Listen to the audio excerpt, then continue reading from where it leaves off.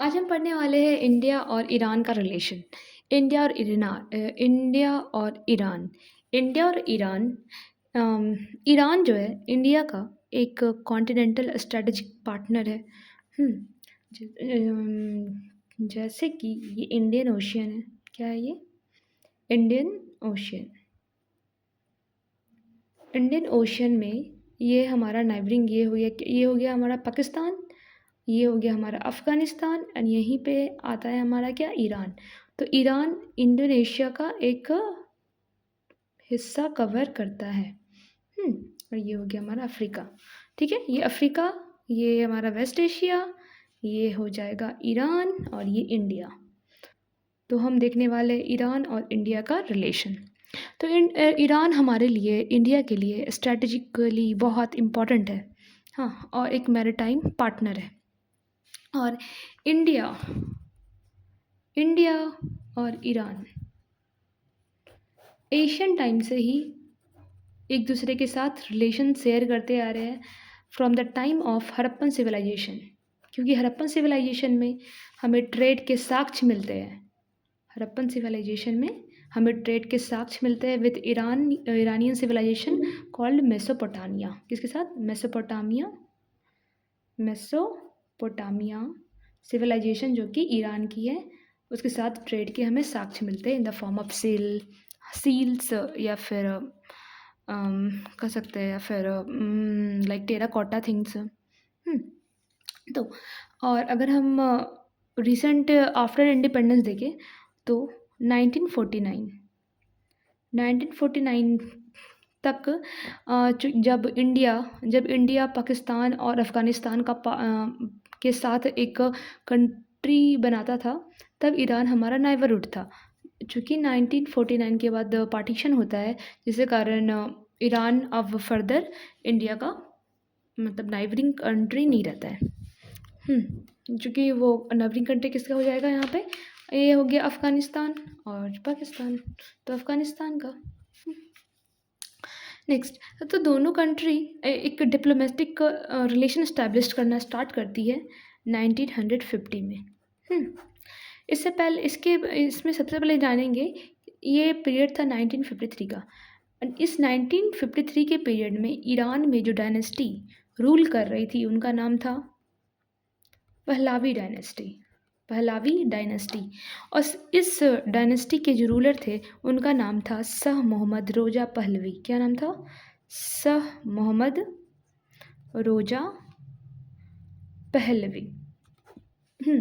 तो शाह रोजा मोहम्मद पहलवी ने इंडिया और ईरान के साथ एक अच्छे रिलेशन को इस्टेब्लिश करने की कोशिश की with the motto of non alignment technique, क्योंकि with the motto of non alignment, with the motto of political interest, but instead of this, मतलब जब मोहम्मद रोज़ा पहलवी जब अच्छे रिलेशन एस्टैब्लिश करने की बात कर रहे थे, तो उसी टाइम जब इंडिया की पॉलिसी जो आई थी, नॉन अलाइनमेंट की पॉलिसी, जिसमें इंडिया कहता था कि हम किसी के साथ अलाइनमेंट नहीं करेंगे, ठीक है।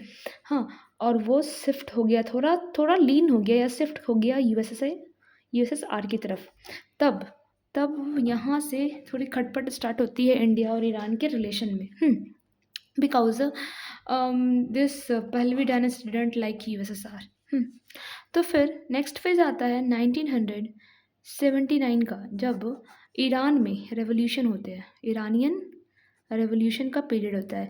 इरानियन रेवोल्यूशन का जो पीरियड होता है, ये एक फ्रूटफुल और प्रोडक्टिव एरा होता है, जब ईरान वॉर लड़ रहा होता है किसके साथ?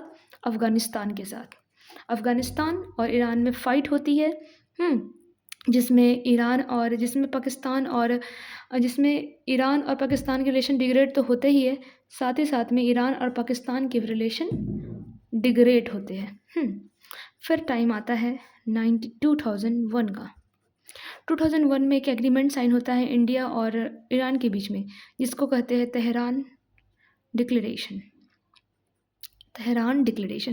इस तेहरान डिक्लेरेशन के तहत हमारे पीएम उस टाइम की मतलब हमारे फॉर्मर पीएम, जो उस टाइम पीएम थे, जिनका नाम था अटल बिहारी वाजपेयी। अटल बिहारी वाजपेयी विजिट करते हैं ईरान, हाँ, to establish good relation with Iran और इरानियन गवर्नमेंट, हाँ, with the motto of equitable, pluralistic and cooperative partnership. Okay, तो ये फिर टाइम आता है 2006 का।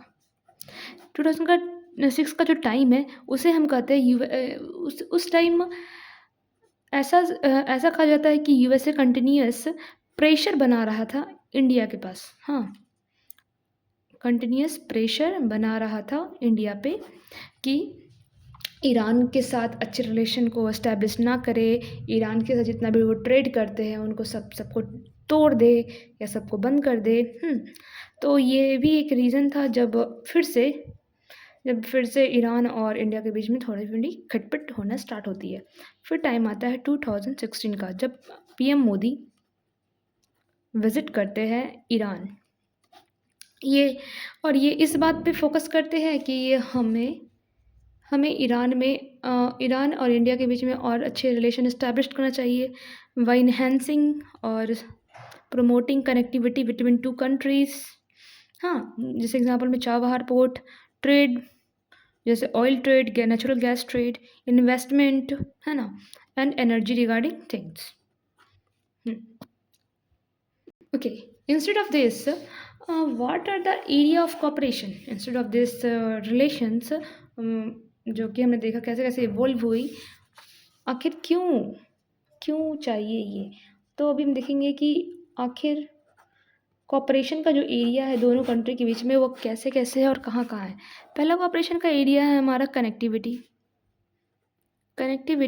एंड स्ट्रैटेजी में, कनेक्टिविटी एंड स्ट्रैटेजी में। क्यों connectivity and strategy, joint development and operational of the शहीद, बोल सकते हैं शहीद बेहेस्ती टर्मिनल, जैसे कि जैसे हमने बोला कि शहीद बेहेस्ती टर्मिनल। अब ये शहीद बेहेस्ती टर्मिनल है क्या? ये शहीद बेहेस्ती टर्मिनल ये चाबहार पोर्ट पे एक कनेक्टिंग लाइन है। चाबहार पोर्ट पे एक कनेक्टिंग लाइन है जो इंडिया और ईरान को जोड़ती है। ठीक है, तो कनेक्टिविटी में पहला क्या हो गया, शहीद बेहेस्ती टर्मिनल। इस टर्मिनल को यूज़ करके इंडिया ईरान को कनेक्ट कर ही रहा है, साथ ही साथ उसे एक्सेस मिल रहा है कहाँ, सेंट्रल एशिया जाने का और यूरोप जाने का। और ये इम्पॉर्टेंट इसलिए भी है ताकि हम पाकिस्तान को बाईपास कर सकें, बाईपास द पाकिस्तान, है ना, क्योंकि पाकिस्तान टेररिस्ट हब बन गया है और ही इज़ ऑलवेज, मतलब Pakistan is always against the diplomacy और any action of India. Okay, और बोल सकते हैं ह्यूमैनिटेरियन एक्सेस अगर हम चाहे पहुंचा सकते हैं अफ़गानिस्तान को, पहले तो बाईपास कर सकते हैं पाकिस्तान को इस टर्मिनल के ओपन होने के कारण। दूसरा, हम ह्यूमैनिटेरियन असिस्टेंस पहुंचा सकते हैं किसको, टू अफ़गानिस्तान को। और तीसरा है कि हम सिक्योरिटी इन्हेंस कर सकते हैं, क्योंकि इंडियन ओशियन में बहुत सारे अदर कंट्री है लाइक ओमान, है ना, जिसके साथ India military establishment, military approach को या फिर अपनी मैरिटाइम रिच को और इन्हेंस कर सकता है और ब्रॉड कर सकता है, हाँ, to maintaining its good relation. इसमें दूसरा हम देख सकते हैं, एक होता है INSTC, जिसे हम कहते हैं international north and south transport corridor. International north and south transport corridor actually ये कनेक्ट करता है हमारे यहाँ पे हमारी इंडिया को एक मिनट, इंडिया को ईरान से, फिर ईरान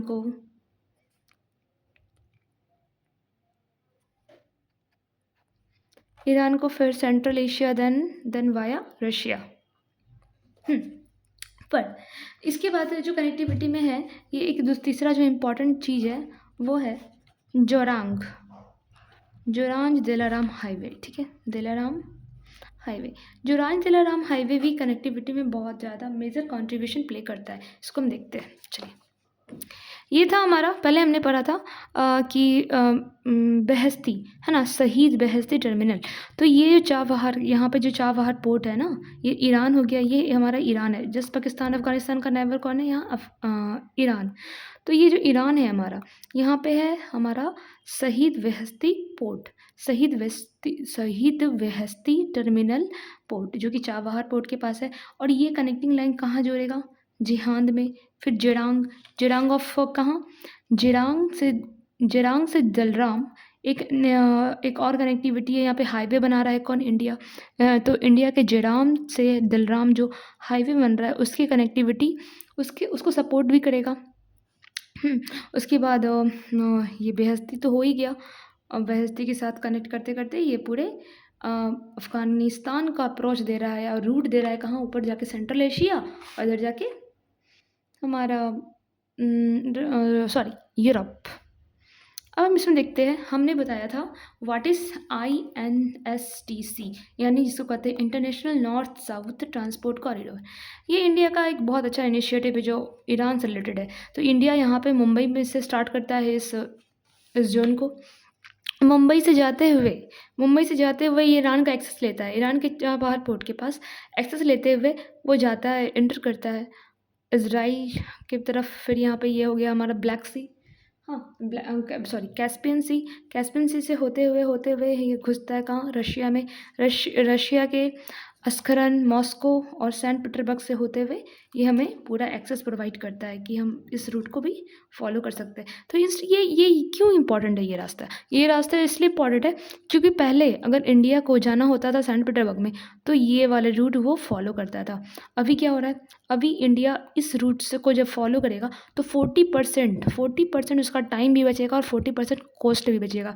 क्यों, क्योंकि ये रास्ता एक छोटा है, हाँ, तो टाइम की बचत, कॉस्ट की बचत, it is so important connectivity for India, है ना।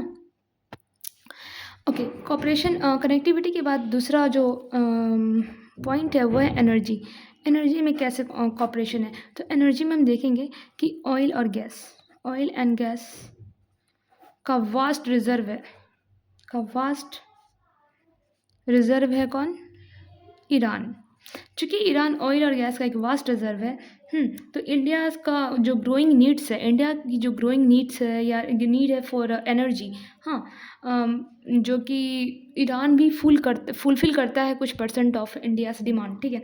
पर ड्यू टू यूएसए का सैंक्शन, ये प्रो टाइम्स में या फिर कह सकते हैं कुछ पास्ट टाइम्स में डिस्टर्ब हो गई थी, ठीक है। But now Iran supplies nearly 12% of India's crude oil supply, ठीक है, क्रूड ऑयल डिमांड। अब इसमें गैस फील्ड है, हाँ, ईरान में, जिसको इंडिया की ONGC विदेशा साइन की है कॉन्ट्रैक्ट फॉर एक्सप्लोरेशन। क्या मतलब, ईरान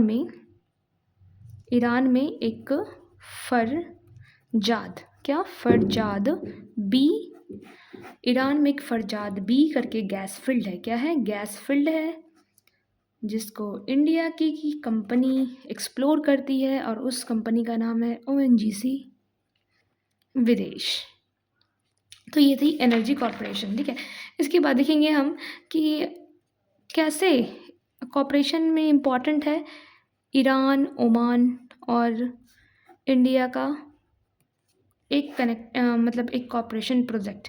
तो ईरान, ओमान और इंडिया एक पाइपलाइन बिछा रहे हैं, ठीक है, जिसको कहते हैं हम लोग सी गैस पाइपलाइन। क्या कहते हैं, सी gas pipeline.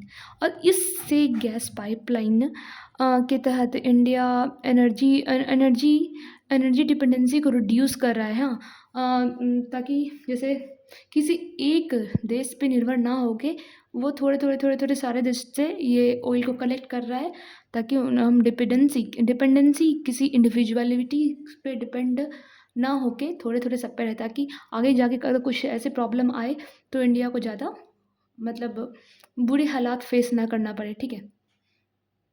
Instead of this, India and Iran also faces some challenges. So now we are going to discuss what are the major challenges between India and Iran. The first challenge is US sanction. जहाँ की पहले हमने पहले भी पढ़ा कि US से continuously sanction डालता है, कि इंडिया पे भी डाल चुका है कि प्लीज़ डोंट परचेस ऑयल और any type of gas from Iran. हाँ, क्योंकि जैसे करंट सिनेरियो क्या चल रहा है, करंट सिनेरियो ये चल रहा है कि ईरान न्यूक्लियर वेपन बनाना चाह रहा है, पर यूएसए बिल्कुल नहीं चाहता है। क्यों नहीं चाहता है? बिकॉज अगर ये ईरान न्यूक्लियर वेपन बना लेगा ना, हाँ, there is a big threat to country like Israel and Saudi Arabia, which is a good ally of USA. Okay, तो ये यूएसए सैंक्शन हो गया। यूएसए सैंक्शन में आपका कास्टा आ जाएगा, कास्टा आ जाएगा। कास्टा जो इंडिया को भी कंपेल कर रहा था कि कम करो यार, या फिर बंद ही कर दो क्रूड ऑयल का सप्लाई इंपोर्ट करना। किससे? 2000 सॉरी ईरान से। हाँ, जिसको हमने 2000 मतलब जिसको हमने कम कर दिया था, बट नाउ बी मतलब हमने यहाँ पे बताया ना कि अभी हम 12% का इंपोर्ट तो कर रहे हैं क्रूड ऑयल का फिर भी। उसके बाद इसके अलावा ये भी है कि यूएसए विथड्रॉ कर लिया है ईरान न्यूक्लियर डील से। ईरान न्यूक्लियर डील चाहता था ताकि वो भी मतलब यूरेनियम को यूज़ करके न्यूक्लियर पावर प्लांट इस्टेब्लिश करे। हाँ, बट न्यूक्लियर डील साइन से विथड्रॉ कर लिया है कौन? अपने आप को यूएसए। फिर सेकंड चैलेंज मेजर जो है वो है जियोपॉलिटिकल चैलेंज। जियोपॉलिटिकल चैलेंज कैसे? तो जियोपॉलिटिकल चैलेंज में ईरान आएगा, यूएसए आएगा, इज़राइल, गल्फ स्टेट आएगा। क्यों? क्योंकि यहाँ पे बहुत सारे डिस्प्यूट चलते रहती है, पार्टनरशिप चलते रहती है। जैसे एग्जांपल में यहाँ पे एक ग्रुप है I2U2 मतलब India, Israel and USA, UAE. हाँ, जिसका अपोज करता है ईरान। इसे बेस्ट एशिया का क्वाड भी कहा जाता है। इसे क्या कहा जाता है? इसे बेस्ट एशिया का क्वाड कहते हैं I2U2 को। हाँ, टू काउंटर ईरान ऐसा कहा जाता है। इसलिए ये भी चैलेंजेस है क्योंकि ईरान बिल्कुल नहीं चाहता कि इसमें इंडिया आए, क्योंकि इंडिया तो एक अच्छा पार्टनर बनना चाहता है ईरान का, और ईरान भी चाहता है India is a good partner, a good ally. And other reason is Saudi Arabia, क्योंकि Saudi Arabia is a Sunni country and Iran is a Shia country. ये सुन्नी कंट्री है और ये शिया कंट्री है, तो ये दोनों के बीच में हमेशा कन्फ्लिक्ट बनते रहते हैं, टेंशन्स रहते हैं वेस्ट एशिया में बहुत सारे। तो इंडिया डिप्लोमेटिक रूम देख रहा है कि कैसे इसको सब ठीक करे, बट इंडिया फेस स्ट्रैटेजिक मतलब फाइट रो कर सकते हैं in balancing the competing relation partnership between this countries. Next third जो चैलेंज है हमारा है मेजर, वो है Iran proximity to China. Okay, Iran proximity to China जो है कि अभी हम क्या देख रहे हैं ना कि 25 ईयर हो चुके हैं ईरान और चाइना के स्ट्रैटेजिक रिलेशनशिप को। It is also a very major good threat as Iran is tilting toward China. Fourth हो जाएगा आपका रीजनल इनस्टेबिलिटी,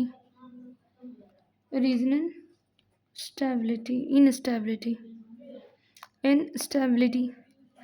ओके, अभी रीजनल स्टेबिलिटी में हो जाएगा वही जो कॉन्फ्लिक्ट टेंशन चलते जा रहा है, जैसे लाइक इज़राइल पैलेस्टीन कॉन्फ्लिक्ट, या फिर ईरान का प्रोटेस्ट करना, ईरान का इंटरनल प्रोटेस्ट करना, पॉलिटिकल ट्रांजिशन, ये सब। फिर टेंशन्स जो पर्शियन गल्फ में चलते हैं, शिया सुन्नी, ये सब रिलेटेड। Next fifth is declining economic dependency.